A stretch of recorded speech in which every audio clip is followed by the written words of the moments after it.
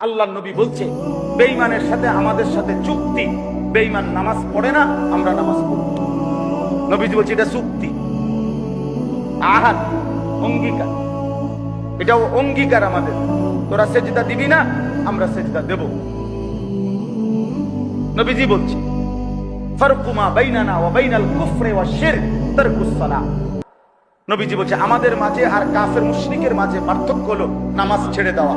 আমরা নামাজ ছেড়ে দেই না, এজন্য আমরা মুমিন, ওরা নামাজ ছেড়ে দেয় এজন্য ওরা মুশরিক। হাদিস।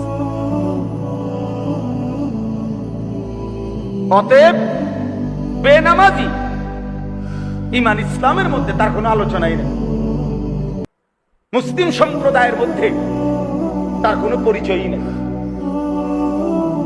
এজন্য আমরা প্রত্যেকেই ভাইয়া ইনসাফ করেন, ইনসাফ।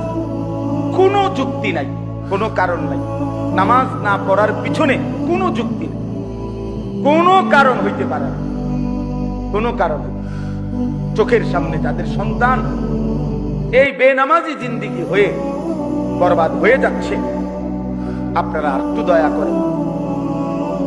আপনি যদি সত্যিকার অর্থে বাবা হন, মুসলিম বাবা, তাহলে স্ত্রী সন্তানের সেজদার প্রতি, নামাজের প্রতি আরেকটু যত্ন করেন।